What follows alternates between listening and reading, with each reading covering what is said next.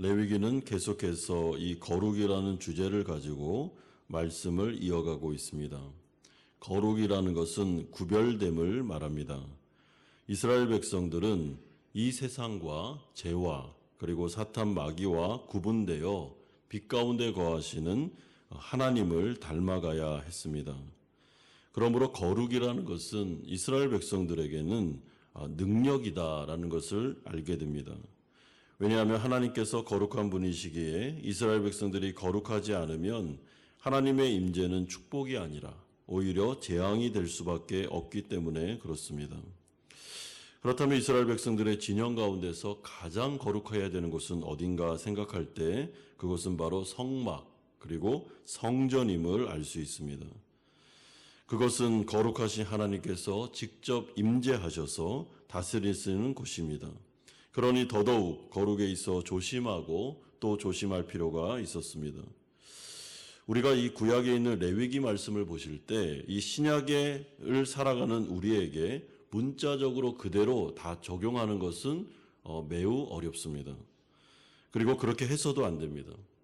중요한 것은 문자적으로 적용할 수도 있는 것도 있지만은 그렇지 않은 것도 있고 새 언약 가운데 이제 실체가 드러났기 때문에 우리가 이 원리를 잘 보면서 우리의 삶에 예수 그리스도께서 말씀하신 그 말씀을 가지고 재해석하여 우리 가운데 적용해야 됩니다.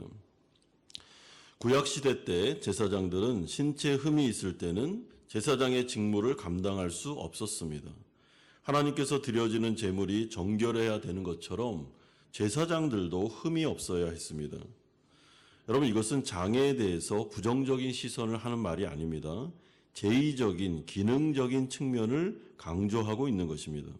그러므로 17절에 이렇게 말씀하는데 아론에게 말하여 이르라 누구든지 너희 자손 중 대대로 육체에 흠이 있는 자는 그 하나님의 음식을 드리려고 가까이 오지 못할 것이니라.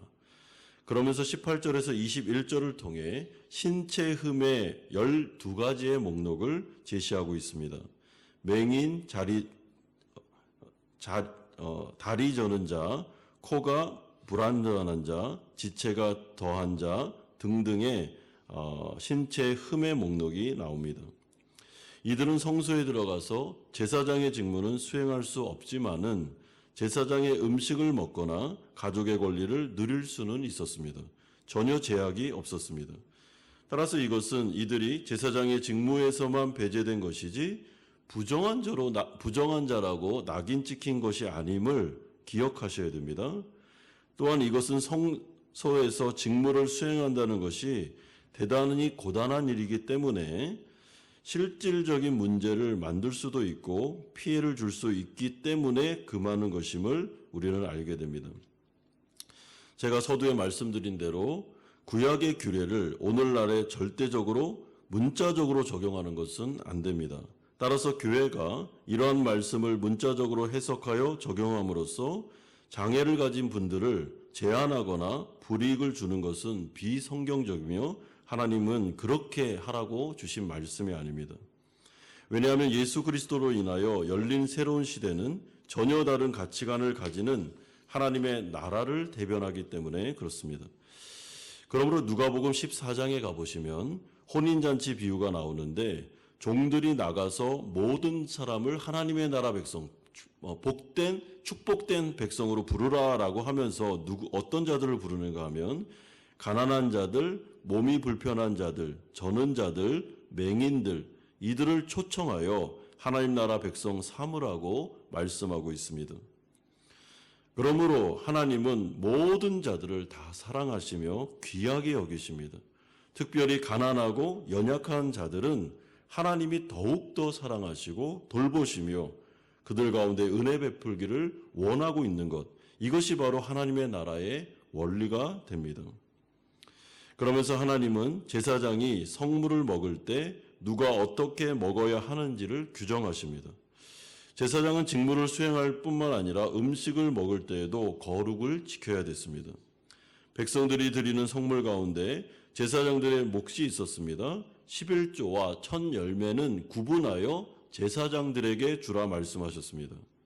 제사장들은 성전을 지키는 자들이고 하나님 앞에 예배드리는, 제사 드리는 것을 주관하는 자들이기 때문에 이들은 일을 할 수가 없었습니다. 이들은 전적으로 제사와 성전을 지키는 거에 헌신되어 있던 사람들입니다.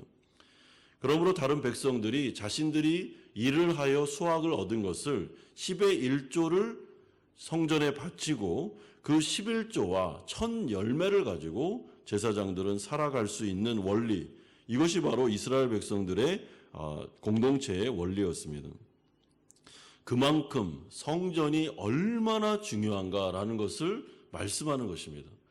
여러분, 성전을 지키는 자는 일을 하면서, 다른 일을 하면서 성전을 지킨다? 그거는 사실은 구약의 개념은 아닙니다.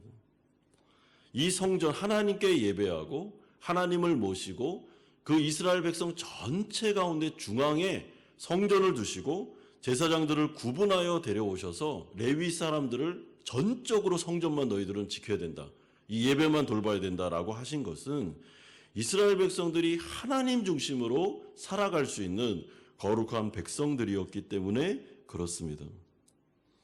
그래서 이러한 전통이 사실은 교회 기독교 역사 가운데 있었으며 우리 가운데도 나타나고 있고, 그 중에서 한국교회는 이러한 전통을 잘 이어받아 전임 사역자들을 두므로 그들은 전적으로 예배 그리고 교회, 이 부분을 잘 맡아주십시오. 그리고 성도들이 그 가운데 11조와 헌금을 통해서 이 모든 것들을 함께 건사하면서 나아가는, 그 정도로 예배 중심이었고 교회 중심이었던 전통을 가지고 왔는데, 그것은 참 귀한 전통이다라고 생각합니다. 여러분, 그러나 이들은 그 음식을 먹을 때 제사장들은 조심해야 되었습니다. 4절에서 7절에 보면 나병 환자, 유출병 환자는 정결하게 될 때까지는 제사장이라도 성물을 먹을 수 없었습니다. 시체에 부정하게 접촉했다든지 설정한 자, 사람을 부정하게 하는 벌레에 접촉된 자, 부정에 접촉한 자는 정결태 되기까지는 이 음식을 먹을 수 없었습니다. 이들은 저녁까지는 부정하게 되었다가 저녁이 되면 다시 정결하게 되기 위해 자신의 옷을 빨아야 했고 그 다음에 음식을 먹어야 했습니다. 또한 8절에 보면 짐승의 사체를 먹지 말라고 규정하고 자연사한 짐승의 고기나 맹수에게 찢겨 죽은 짐승의 고기 등을 먹으면 안 되었습니다. 그러니까 그들은 먹는 것도 조심해야 되고 또 먹기 위한 규례도 굉장히 까다로웠습니다. 그렇다면 우리가 이러한 말씀을 이제 신약의 시대, 구약의 시대에 적용했던 이 말씀을 신약의 시대로 넘어오면서는 어떻게 적용하는 게 바를까 좀 생각할 때, 베드로전서 2장 9절에 보면 모든 성도들을 향해서 그러나 너희는 택하신 족속이요 왕같은 제사장들이다라고 말씀하고 있습니다. 그러므로 이제는 신약시대로 넘어오면 어떤 특정한 레위 족속들만 제사장들이 아니고 모든 구원받은 성도가 거룩한 제사장들입니다. 따라서 이 레위기의 말씀은 우리 모두에게 다 적용되는 것입니다. 우리는 하나님 앞에서 성전 중심으로 하나님을 섬기고 우리의 일상 속에 가장 중요한 예배와 교회 생활과 또한 하나님께 드려져야 되는 시간, 이 모든 것들을 구분하여 하나님 앞에 드릴 줄 알아야 됩니다. 하나님을 섬기되 성도들은 거룩한 제사장으로 이 세상을 살아가면서 정말 거룩성을 유지해야 되는데 먹는 부분에서도 조심해야 될 필요가 있습니다. 다시 말해 우리가 듣는 부분을, 우리의 마음으로 이렇게 입력되는 부분을 굉장히 조심하셔야 됩니다. 속된 것, 부정한 것, 이 세상에 있는 죄된 것, 악한 것, 이런 것들을 보고 들음으로 그런 부정케 된 것들, 죄악된 것들이 우리의 마음에 계속 들어오게 되면 우리의 마음이 아주 죄로 인하여 물들 수밖에 없으며 성결한 인생을 살아갈 수 없습니다. 그러므로 모든 성도는 오늘 주신 이 말씀을 잘 기억하면서 내가 제사장이구나, 내 삶 가운데 가장 중요한 것은 성전이구나, 내 마음이 이미 성전이 되었기에 내 마음을 정말 거룩하게 유지하는 것이 너무나도 중요하구나 라고 생각하시면서 이 마음 속에 아무거나 다 들여보내면 그러면 우리는 또 죄를 짓고 거룩을 훼손할 수밖에 없습니다. 그러므로 로마서 12장 1절에서는 이렇게 말씀합니다. 그러므로 형제들아 내가 하나님의 모든 자비하심으로 너희를 권하노니 너희 몸을 하나님이 기뻐하시는 거룩한 산 제물로 드리라. 이는 너희가 드릴 영적 예배니라. 너희 몸이라는 것은 너희 전인격을 말합니다. 생각과 마음과 나의 손, 나의 지체, 이 전인격이 하나님께 드려지는 제물처럼 정말 하나님이 받으실 만한 그런 예배가 될 수 있도록 너희들은 조심하라 라고 말씀하는데, 흠이 없어야 됩니다. 하나님께 드려지는 예물은 흠이 없게 드려져야 됩니다. 그러므로 늘 하나님 앞에서 마음을 지키고 또한 우리의 전인격을 지켜나가면서 우리의 삶 자체가 하나님께 드려지는 영적 예배가 될 수 있도록 우리가 일상을 살아야 됩니다. 죄와 피 흘리기까지 싸우고 예배와 기도와 말씀 묵상 등을 통하여 은혜의 수단을 통해서 우리를 정화시키고, 또한 그러다가 죄를 범했을 때는 회개라는 은혜의 수단을 통해서 다시 하나님께 잘못을 구하고 다시 정결케 되는 이 과정을 통해서 우리가 거룩한 제사장들이요 또한 산 제물이 되어 하나님 앞에 일상을 통해서 예배를 드릴 때 하나님께 영광을 돌릴 수 있다라고 우리 가운데 말씀하고 있습니다. 사랑하는 성도 여러분, 이런 점에서 신약을 살아가는 성도들은 예수를 구주로 영접한 이후에 성령이 들어오셔서 우리를 성전 삼으셨습니다. 성령이 계시기 때문에 우리는 죄와 싸워 이길 수 있는 길이 열렸습니다. 구약을 살아가는 자들이 아니라 신약을 살아가는 은혜가 왕노릇하는 시대를 살아가고 있기 때문에 우리는 하나님께 나와 기도하고 또한 우리에게 주어진 은혜의 수단을 통해서 거룩을 회복할 수 있습니다. 연약한 내 자신을 알고 있습니다.